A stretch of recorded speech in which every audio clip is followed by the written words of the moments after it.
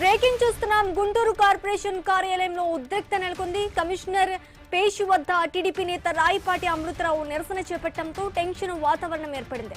Commissioner ఆఫీసులోకి Rayapati అనుచరులు దూసుకు వెళ్లారు. సమావేశంలో ఉన్న కమిషనర్ ఆగారని చెప్పినా వినలేదని తెలుస్తోంది. కార్యాలయ సిబ్బందిని దూషించారని ఆరోపణలు కూడా వచ్చాయి. కార్యాలయం అద్దాలు పగలగొట్టి విధ్వంసం సృష్టించడంతో ఉద్రిక్తత తలెత్తింది.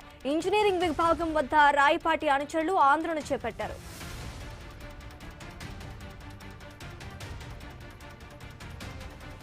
నగరంలో చేపట్టిన కాంట్రాక్ట్ పనులు పూర్తి చేయకపోవడంపై ప్రజలు ఆగ్రహం వ్యక్తం చేస్తున్నారు. పలుసార్లు కమిషనర్ కి కంప్లైంట్ రావడంతో పనులు పూర్తి చేయాలని గుత్తేదారులకు కమిషనర్ ఆదేశించారు. ఈ క్రమంలోనే 69 మంది గుత్తేదారులను బ్లాక్ లిస్ట్ చేయాలని ప్రభుత్వానికి సిఫార్సు చేసినట్టు సమాచారం ఉంది.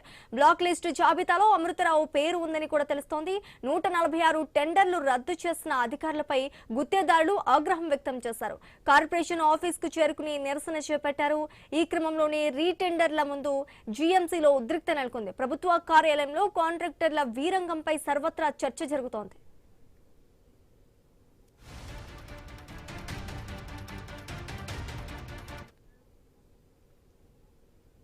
గుంటూరు కార్పొరేషన్ కార్యాలయంలో ఉద్రిక్త నెలకొంది. కమిషనర్ పేషి వద్ద టీడీపీ నేత రాయపాటి అమృతరావు నిరసన చేపట్టడంతో టెన్షన్ వాతావరణం అయితే ఏర్పడినట్టు తెలుస్తోంది.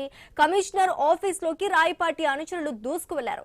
సమావేశంలో ఉన్న కమిషనర్ ఆగారని చెప్పినా వినలేదని కూడా తెలుస్తోంది. ఇక ఇదే అంశానికి సంబంధించి మరింత సమాచారం మా ప్రతినిధి నాగేశ్వరరావు ఫోన్ ద్వారా అందిస్తారు. నాగేశ్వరరావు, చెప్పండి, గుంటూరు కార్పొరేషన్ కార్యాలయంలో అయితే ఉద్రిక్త వాతావరణం నెలకొన్నట్టు తెలుస్తోంది. దీనికి సంబంధించి అప్డేట్స్ ఏంటి?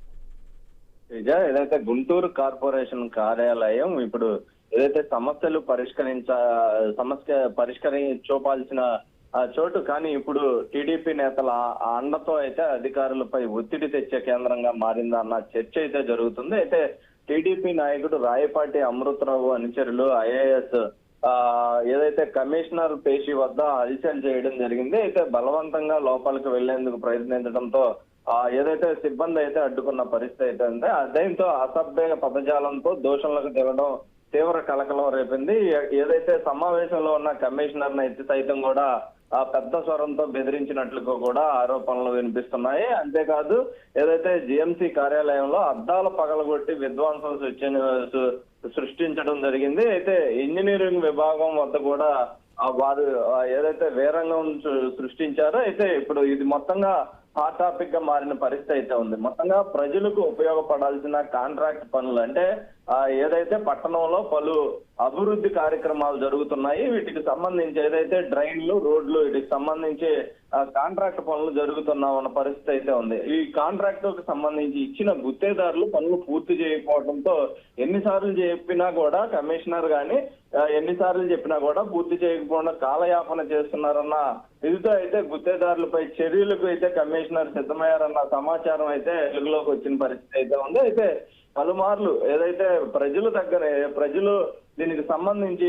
పనులు పూర్తి చేయాలని కమిషనర్ కి పలుసార్లు కూడా కంప్లైంట్ల రూపంలో రావడం కూడా జరిగింది. దీంతో పలుసార్లు గుత్తేదారులను కూడా హెచ్చరించినా కూడా పట్టించుకోకపోవడంతో దాదాపు 69 మంది గుత్తేదారులను బ్లాక్ లిస్ట్ చేయాలని ప్రభుత్వం వద్దకు ప్రతిపాదన వెళ్ళిందని కూడా తెలుస్తోంది. దీనికి సంబంధించి ఏదైతే ఆ జాబితాలో రాయపాటి అమృతరావు పేరు కూడా ఉన్నట్లుగా ప్రచారం జరుగుతుంది. మరోవైపు 146 టెండర్లు రద్దు చేసి రీటెండర్లకు అధికారులు సిద్ధమవడంతో ఈ యొక్క టెండర్ వ్యవహారంలో భారీ లాబియింగ్ బయటపడుతుందన్న చర్చ కూడా నడుస్తుంది. దీనికి సంబంధించి ఈ యొక్క లాబియింగ్ జరిగిందా అనే అంశంతో కూడా ఈ యొక్క మండిపోయే కమిషనరేట్ మీద దాడికి వెళ్ళినట్టుగా కూడా తెలుస్తుంది. అయితే అధికారుల నిబంధనలు అమలు చేస్తే కార్యాలయంపై దాడులా అంటూ కూడా, అలాగే టెండర్లు రద్దు చేస్తే బెదిరింపులా అంటూ కూడా ప్రజల్లో ప్రశ్నలు వినిపిస్తున్న పరిస్థితి అయితే ఉంది. అయితే రాజకీయ అండతో కొంతమంది గుత్తేదారులు ప్రభుత్వ వ్యవస్థనే శాసించాలని చూస్తున్నారని కూడా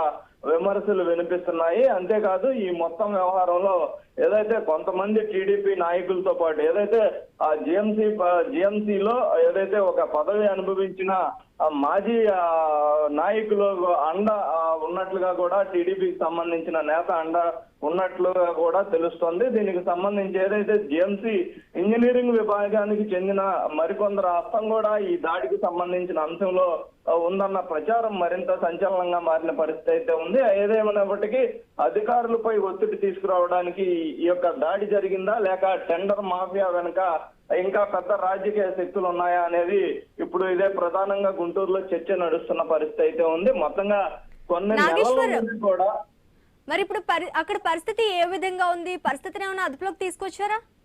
ఎస్, మొత్తంగా దీనికి సంబంధించి వెంటనే కూడా పోలీసులకు సమాచారం ఇవ్వటం, పోలీసులు కూడా వచ్చి వారిని అరెస్ట్ చేసినట్లుగా కూడా తెలుస్తుంది. దీనికి సంబంధించి ఏదైతే జేఎంసీ అధికారులు కూడా కంప్లైంట్ ఇచ్చినట్లుగా తెలుస్తుంది. దీనిపై కూడా పోలీసులు ఏదైతే కేసు నమోదు చేస్తున్నట్లుగా కూడా తెలుస్తుంది. దానిపై ఇంకా పూర్తి విచారణ కొనసాగుతున్నట్లుగా కూడా తెలుస్తుంది. మొత్తంగా ఈ యొక్క గుత్తేదారులు ఏదైతే పనులు కాలయాపన చేయటం వెనక ప్రజలుగా అసంతృప్తిగా రోడ్లు వేసిన, అలాగే కొంతమేర సగం మేర రోడ్లు, సగం మేర డ్రైనేజీలు తోవేసి వదిలేయటం, ఇలాంటి అన్ని ఉండటంతో కూడా ఇప్పుడు ఈ కొత్తగా ఏదైతే గత 2 నెలల నుంచే వచ్చిన కమిషనర్ శ్రద్ధ వహించి వీటిపై ప్రజలకి ఇబ్బంది కలగకుండా ఇవన్నీ కూడా త్వరితగతిన పూర్తి చేయాలని చెప్పటమే ఆయనకి శాపంగా మారిందని కూడా ప్రజలు చెప్తున్న పరిస్థితి. ఏదైతే ప్రజల తరపున కూడా ప్రజల తరపున అధికారులుగా వ్యవహరిస్తున్న అధికారులపై కూడా ఇలాంటి దాడులతో